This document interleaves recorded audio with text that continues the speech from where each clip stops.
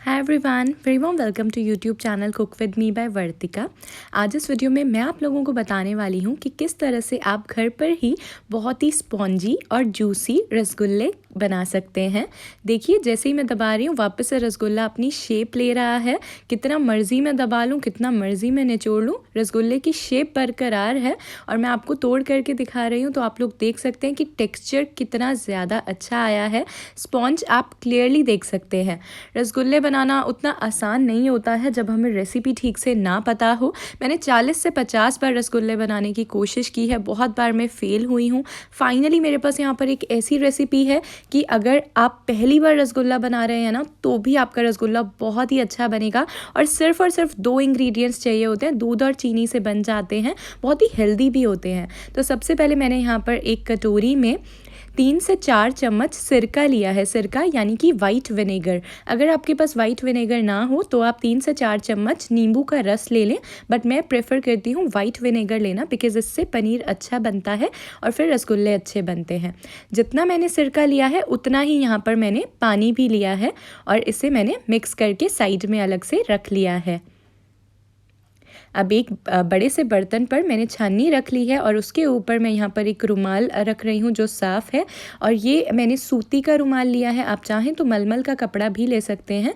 मलमल का कपड़ा लेते हैं तो आपको डबल फोल्ड करना पड़ सकता है। 1 लीटर गाय का दूध जो दूध वाले भैया दे करके जाते हैं, रात को उसको उबाल लिया फुल फ्लेम पर और फिर बंद कर दिया, फ्रिज में रख दिया। सुबह उसके ऊपर मलाई की परत आ गई तो इस मलाई को उतार रही हूँ अब मैं। मलाई उतरे हुए दूध से ही रसगुल्ला बढ़िया और स्वादिष्ट बनेगा। ज़्यादा फैट होगा तो रसगुल्ला अच्छा नहीं बनेगा। आप चाहें तो मिल्क, टोन्ड मिल्क ले सकते हैं, काओ का पैकेट वाला। ये पर्टिकुलर रेसिपी बफेलोज़ मिल्क के लिए यानी कि भैंस के दूध के लिए सूटेबल नहीं है। मैंने ये दूध एक पैन में लिया है। पैन में मैं फुल फ्लेम में दूध को अब उबाल रही हूँ। लगभग हर 1 से 2 मिनट के बाद मैं हल्का हल्का सा कड़छी को चलाती रहूँगी ताकि मिल्क फैट सेपरेट ना हो और अच्छे रसगुल्ले बने, बहुत ही सॉफ्ट और अच्छा छेना बने। जैसे ही उबाला आ जाए इमीडिएटली तुरंत ही हमें फ्लेम को ऑफ कर देना है। चाहे तो पैन को नीचे भी उतार सकते हैं। पूरे 2 मिनट के लिए आपको कड़छी को हल्के हल्के हाथ से अब चलाते रहना है ताकि दूध की जो भी भाप है वो बाहर निकल जाए और दूध का हमें राइट टेम्परेचर मिल जाए। इस टाइम पर एकदम से दूध को हमें नहीं फाड़ना होता है, गरम गरम दूध को, उससे हमारा पनीर छेना हार्ड बनता है तो रसगुल्ले भी हार्ड बनते हैं। तो अगर हम 2 मिनट के लिए दूध को ठंडा होने देंगे उसके बाद दूध को फाड़ेंगे ना तो हमारा छेना बहुत सॉफ्ट बनेगा और फिर रसगुल्ला भी सॉफ्ट बनेगा। और साथ ही में आपको इस सिरके पानी वाला मिक्सचर इकट्ठा नहीं डालना है, थोड़ा थोड़ा करके डालना है। 1-1, 2-2 चम्मच करके आप डालते रहें। कटोरी पकड़ के भी आप ऊपर से डाल सकते हैं, अंदाजे से आप घुमा करके इसको डालें और साथ साथ चम्मच को ज़रूर चलाते रहें। इससे क्या होगा कि दूध एक साथ फटेगा, छेना बहुत ही बढ़िया बनेगा और फिर रसगुल्ला बहुत बढ़िया बनेगा। सिरके और पानी को मिलाने का भी यही फ़ायदा था कि वो डाइल्यूटेड मिक्सचर बन गया तो एकदम से हार्श नहीं होगा हमारे पनीर के लिए, एकदम से नहीं फटेगा। धीरे धीरे हम दूध को इस तरह से फाड़ेंगे तो पनीर बहुत सॉफ्ट बनेगा। इस प्रोसेस में 2 से 3 मिनट आराम से भी लग जाते हैं। और जैसे ही आपको एक ग्रीन वाटर अलग से दिखने लगे तो उसके बाद आप और विनेगर और पानी नहीं डालेंगे। अब यहाँ पर आप बहुत ही क्लियरली देख सकते हैं कि पनीर अलग हो चुका है और वे वाटर, ग्रीन पानी अलग हो गया है। तो अब जो मेरा सिरका और पानी बच गया है मैं इसका इस्तेमाल नहीं कर रही हूँ। ये भी स्टेप बहुत इम्पॉर्टेंट है। अब इमीडिएटली जल्दी से जल्दी आपको अपने छेने को छान लेना है। हमें छेने को पकाना नहीं है, अगर वो गर्म पानी में रहेगा ना तो छेना पक जाएगा। अब फटाफट से इसके ऊपर नॉर्मल टेम्परेचर वाला पानी डाल करके इसे 2-4 बार धो सकते हैं। फिर आपको नीचे का बर्तन बदलना पड़ेगा, या फिर आप क्या कर सकते हैं, डायरेक्टली इस तरह से पोटली बना करके फटाफट से नलके के पास ले करके जाएँ और अपने पनीर को अच्छे से धो लें। आप कपड़े को थोड़ा खोल करके भी अच्छे से धो सकते हैं, बाहर से भी अच्छे से आप धो लें। इससे क्या होगा कि कुकिंग प्रोसेस हमारे छेने की रुक जाएगी, साथ ही में जो भी सिरका या फिर नींबू का टेस्ट होगा ना वो कम्प्लीटली चला जाएगा और रसगुल्ले फिर बहुत ही ज़्यादा स्वादिष्ट बनेंगे और पनीर हमारा इस तरह से बहुत ही ज़्यादा सॉफ्ट बन करके रेडी होगा। अच्छे से हमें पनीर को धो लेना है, 2 से 4 मिनट आराम से भी लग जाते हैं इस प्रोसेस में। बहुत ही प्यार से हल्के हल्के हाथ से मैं यहाँ पर धो रही हूँ, बिल्कुल भी ज़ोर नहीं लगा रही हूँ। अब नलके को बंद कर लिया है, ऊपर की तरफ से पोटली सी जो बनी हुई है यहाँ पर, इसे अच्छे से दबा दबा करके निचोड़ना है, यहाँ से ऊपर से घुमाना है तो पनीर का पानी अच्छे से निकलेगा। हमें पनीर के ऊपर बहुत ज़्यादा टाइट प्रेशर नहीं लगाना है, हल्का प्रेशर डेफिनेटली मैं लगा रही हूँ ताकि दबा दबा करके अच्छे से पानी कम्प्लीटली निचोड़ जाए, पूरा पानी अच्छे से निकल जाना चाहिए है। ये बहुत ही इंपॉर्टेंट स्टेप है, लेकिन बहुत ज़्यादा ज़ोर भी नहीं लगाना है पनीर के ऊपर की तरफ में, नहीं तो पनीर हार्ड बनेगा। ऊपर आप जहाँ से गांठ है ना उस तरफ अच्छे से ज़ोर लगा सकते हैं। 2-1 मिनट लग जाते हैं इस तरह से निचोड़ने में, अच्छे से निचोड़ लें। और इसके बाद में आप क्या करेंगे, पोटली को आप किसी नलके पर टांग सकते हैं या फिर आप उसको किसी भी ऐसी जगह पर टांग सकते हैं जहाँ पर कि कोई टंगने के लिए कुछ लगा हुआ हो, जहाँ पर और कोई पानी वगैरह आपका ना गिरे। आपको पूरे 45 मिनट्स के लिए इसको ऐसे ही रखना है। इससे क्या होगा कि पनीर ठंडा हो जाएगा और अगर एक्सेस वाटर होगा, 2-4 बूंदें निकलनी होंगी तो वो भी निकल जाएंगी। हमें पनीर को ना ही बहुत ज़्यादा गीला रखना है, ना ही बहुत ज़्यादा सूखा रखना है। तो इसके लिए इसी तरह से आप फॉलो करें प्रोसेस को, तो आपका पनीर बिल्कुल परफेक्ट बन करके रेडी होगा। 45 मिनट्स के बाद यहाँ पर मैं पनीर को खोल रही हूँ तो आप देखेंगे कि कुछ इस तरह का छेना है। पनीर एक तरह से तो बहुत ही आराम से कपड़े से उतर रहा है, लेकिन हल्का हल्का सा आप देखेंगे कि वो कपड़े पर चिपक भी गया है, लेकिन ऐसा नहीं है कि वो आसानी से उतरेगा नहीं, उतरेगा बहुत ही आराम से।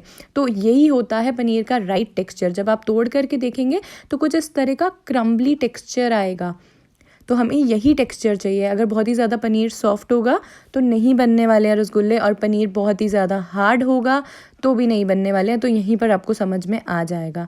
अब अपनी हथेली की मदद से स्टील की थाली में मैं पनीर को एक तरह से गूंथ रही हूँ। इससे क्या होगा कि अच्छे से हमारा रसगुल्ले का जो पेड़ा है ना वो बन करके तैयार हो जाएगा।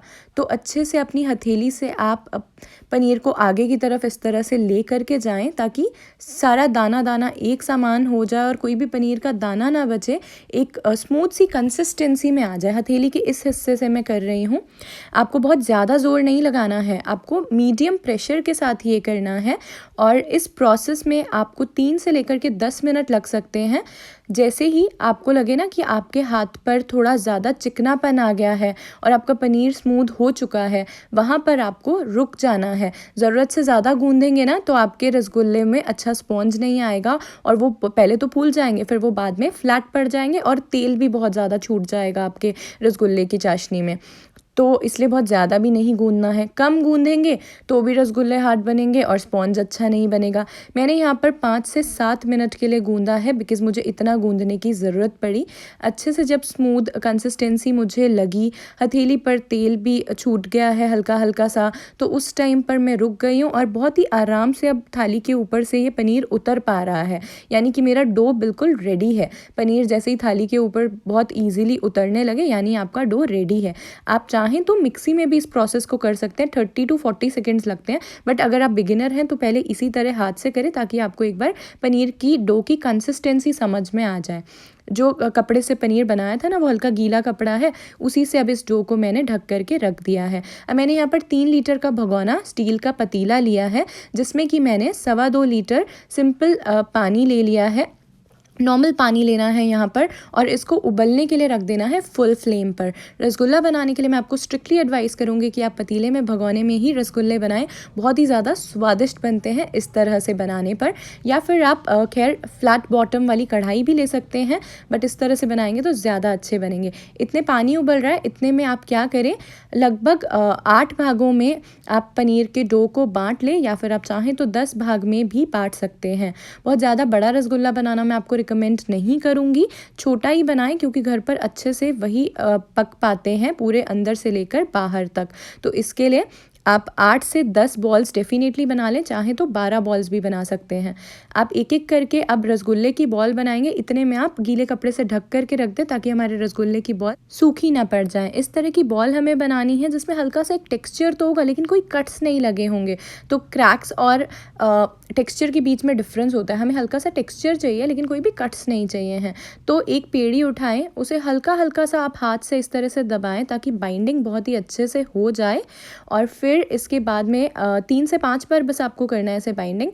फिर आप अपनी हथेली के बीच में बिल्कुल हल्के हल्के हाथ से घुमाएं तो आपके रसगुल्ले की बॉल, छेना बॉल बहुत ही आराम से रेडी हो जाएगी।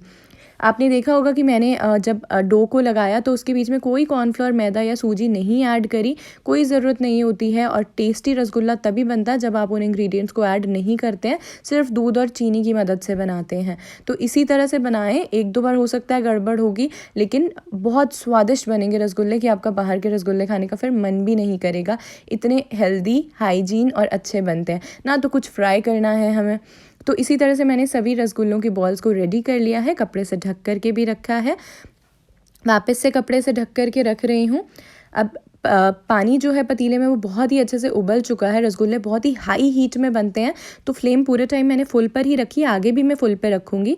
1 कटोरी चीनी यहाँ पर अब मैं ऐड कर रही हूँ। बिल्कुल लास्ट में हमें चीनी ऐड करनी है, अदरवाइज़ पहले ही चीनी हम ऐड कर देंगे तो चीनी पक जाएगी, तो थोड़ा चाशनी टाइप बनने लगेगा, फिर रसगुल्ले में स्पॉन्ज अच्छा सा नहीं आएगा। तो इसके लिए चीनी बिल्कुल लास्ट में ऐड करनी है। चीनी घुल जाएगी 1 से 2 मिनट के अंदर ही। सिर्फ और सिर्फ 1 मिनट के लिए ढकना है हमें फुल फ्लेम पर उस टाइम पर, ताकि बहुत ज़्यादा अच्छे से हीट बन जाए, बहुत गरम गरम हो जाए पानी। अब इस उबलते हुए पानी में हम एक एक करके अपनी छेना बॉल्स को ऐड करेंगे। इकट्ठे हमें सारी छेना बॉल्स ऐड नहीं करनी है। इकट्ठे ऐड करेंगे तो क्या होगा कि पानी का टेम्परेचर एकदम से डाउन चला जाएगा। हमें पानी का टेम्परेचर डाउन नहीं लेके जाना है। एक एक करके जिस तरह से मैं ऐड कर रही हूँ आप भी इसी तरह से ऐड करें, ताकि पानी का टेम्परेचर बरकरार रहे, हाई हीट बरकरार रहे। अब आप देखेंगे कि रसगुल्ले उछलने लगे हैं, अच्छे से पकने लगे हैं। 5 मिनट के लिए, पूरे एग्जैक्टली 5 मिनट के लिए आपको इन्हें खुला पकाना है, ताकि एक बार ये अपनी शेप अच्छे से ले लें। 5 मिनट के बाद आप रसगुल्लों को ढक देंगे एग्जैक्टली 7 मिनट के लिए। प्लेट की मदद से या फिर ढक्कन की मदद से आप ढक सकते हैं। हाई हीट पर ही बनेंगे। आप अपनी घड़ी में टाइम ज़रूर देख लीजिएगा। टाइमिंग्स का ध्यान, मेजरमेंट्स का ध्यान आपको डेफिनेटली रखना है। एग्जैक्टली 7 मिनट्स के बाद में आप प्लेट को उठा करके देखेंगे तो हमारी जो छेना बॉल्स हैं वो काफ़ी बड़ी हो चुकी होंगी। इनमें स्पंज भी अंदर ही अंदर बनने लग गया होगा और काफ़ी अच्छे से फूल गए होंगे। सिंपल चम्मच लीजिए, उसके पीछे की तरफ से हल्का सा रसगुल्ला बॉल्स को हिला दें।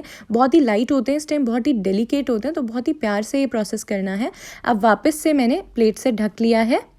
अब की बार 8 मिनट के लिए ढकना है, ध्यान से 8 मिनट के लिए। अब इतने में क्या करना है, फटाफट से एक पैन लीजिए, उसमें 1 कटोरी चीनी ऐड कीजिए, 3.5 कटोरी पानी या फिर 4 कटोरी पानी ऐड कीजिए। ज़्यादा मीठा पसंद है तो 3.5 कटोरी पानी, नहीं तो 4 कटोरी पानी। यही मेजरमेंट रखना है आपको। फ्लेम को चालू कर देना है और जैसे ही आपका चीनी और पानी गर्म हो जाए, उबलने को हो जाए, उस टाइम पर 2 चम्मच आप दूध का ऐड करें। इसमें गरम गरम चाशनी, चीनी की वजह से दूध फट जाएगा। चाशनी की जो भी गंदगी है वो ऊपर की तरफ फटे हुए दूध के साथ में आ जाएगी। साथ ही में बहुत ही प्यारा सा वाइट कलर भी आपकी चाशनी में आ जाएगा, जैसा कि बाज़ार में होता है। उबाला आने के बाद आप लगभग 3 मिनट के लिए अच्छे से पका लें। 3 से 5 मिनट पका सकते हैं मीडियम फ्लेम पर। इससे ज़्यादा देर नहीं पकाना है, इतनी ही देर हमें पकाना है। हमें बिल्कुल पतली चाशनी चाहिए है, क्योंकि हमें तार वाली चाशनी या गाढ़ी चाशनी नहीं चाहिए है। हिला लें, थोड़ा सा हल्का सा ठंडा कर लें, क्योंकि हमें बहुत ज़्यादा गर्म टेम्परेचर अब नहीं चाहिए है। छन्नी की मदद से छान लें। जिस बर्तन में रसगुल्ले आप रखना चाहते हैं फाइनली, वो वाले बर्तन में मैंने यहाँ पर चाशनी छान ली है। 8 मिनट भी हो चुके हैं। यहाँ पर अब मैं प्लेट को खोल रही हूँ, तो अब आप देखेंगे कि रसगुल्ले अच्छे से फूले हुए हैं और हमारे रसगुल्ले यहाँ पर रेडी हो गए हैं। पहले 5 मिनट खुला पकाया, फिर 15 मिनट टोटल हमने ढक करके पकाया, तो 20 मिनट और 1-2 मिनट खोलने बंद करने के प्रोसेस में लग जाते हैं। टोटल 20 से 22 मिनट में इस तरह से रसगुल्ला अच्छे से पक करके तैयार हो जाता है। अब आप फटाफट से एक बड़ा बाउल लीजिए, जिसमें कि आप ऐड करेंगे ठंडा फ्रिज का पानी। बहुत ही ठंडा ठंडा फ्रिज का पानी ऐड करेंगे। 6-7 आप डालेंगे बर्फ़ के टुकड़े। यहाँ पर मेरे पास प्रॉपर बर्फ़ के टुकड़े बड़े वाले नहीं हैं, तो मैंने इसलिए छोटे बर्फ़ के टुकड़े यहाँ पर ऐड कर दिए हैं। अब 6-7 बर्फ़ के टुकड़े ज़रूर ऐड करें। अब ये जो ठंडा ठंडा पानी है बर्फ़ वाला, इसमें एक एक करके हम ये गर्मा गर्म रसगुल्लों को डालेंगे, ताकि इससे क्या होगा कि रसगुल्लों की जो फर्दर कुकिंग प्रोसेस है वो रुक जाएगी और जितना स्पॉन्ज बना है वो बरकरार रहेगा, रसगुल्लों की शेप बरकरार रहेगी। साथ ही में अगर थोड़ा बहुत अगर गलती से तेल छूट जाता है कुकिंग प्रोसेस में, वो तेल भी हट जाएगा। और च्यूई नहीं बनेंगे रसगुल्ले, हार्ड नहीं बनेंगे। अब हमें पूरे 2 से 3 मिनट के लिए इस ठंडे ठंडे पानी में इन रसगुल्लों को रखना है। ये जो चाशनी का पानी है ये हमारा ल्यूक वार्म से थोड़ा ज़्यादा गर्म होना चाहिए, उंगली डुबा पाएँ लेकिन थोड़ा गर्म लगे, इस तरह का टेम्परेचर हमें चाहिए होता है। तो आप ऐसे एक एक करके अब रसगुल्ले को लेंगे ठंडे ठंडे पानी में से, उसे अच्छे से दबाएंगे, निचोड़ देंगे। घबराइएगा मत, बहुत ही इंटरेस्टिंग प्रोसेस है एक्चुअली। रसगुल्ला जैसे ही उस हल्की गर्म चाशनी में जाएगा ना, वापस से अपनी शेप ले लेगा और बहुत ही अच्छे से फूल भी जाएगा और अच्छे से चाशनी को इस टाइम ये पी भी लेगा, मीठा भी हो जाएगा रसगुल्ला हमारा। तो इसी तरह से सभी रसगुल्लों को एक एक करके आप इस बाउल में ले लीजिए। अब लगा दें आप अलार्म 30 मिनट्स का, और ये जो रसगुल्ले हैं इन्हें 30 मिनट्स के लिए आप फ्रीज़र में रख दें। एग्जैक्टली 30 मिनट्स के लिए आपको फ्रीज़र में रखना है। इससे रसगुल्ले आपके ठंडे भी हो जाएंगे, शेप भी अच्छे से ले लेंगे और च्यूई नहीं बनेंगे, बहुत ही ज़्यादा सॉफ्ट और स्पंजी बनेंगे। और फिर 4 घंटे के लिए रेफ्रिजरेटर में ज़रूर रखें, तो उसके बाद आपके रसगुल्ले खाने के लिए एकदम से तैयार होंगे। 3 से 4 दिन फ्रिज में बहुत ही अच्छे से टिक जाते हैं। बहुत ही आसानी से बन गए हमारे रसगुल्ले। यहाँ पर स्पॉन्ज आप देख सकते हैं कितना बढ़िया आया है। मुझे तो बहुत पसंद है स्पॉन्जी रसगुल्ले, मेरी फेवरेट मिठाई है, बिकॉज इसमें कुछ फ्राई नहीं होता है, कोई मैदा नहीं डलता, सिर्फ और सिर्फ दूध और चीनी से बन जाता है। और चीनी की भी मात्रा बहुत ही कम लगती है, बहुत ही लाइट होते हैं खाने में। तो रसगुल्ले की रेसिपी ट्राई ज़रूर कीजिएगा और मुझे कमेंट्स में बताइएगा कि आपके रसगुल्ले कैसे बने। जैसे मैंने बताया है एग्जैक्टली वैसे ही बनाइएगा, तो आई एम श्योर आपके रसगुल्ले भी बहुत अच्छे बनेंगे। गाइज़, मैंने गाय का दूध वो इस्तेमाल किया था जो दूध वाले भैया दे करके जाते हैं, ताज़ा गाय का दूध, उसी से रसगुल्ले ज़्यादा अच्छे बन पाते हैं। Thank you so much for watching. मैं मिलूंगी आपसे अपनी अगली वीडियो में, तब तक के लिए अपना ध्यान रखिएगा।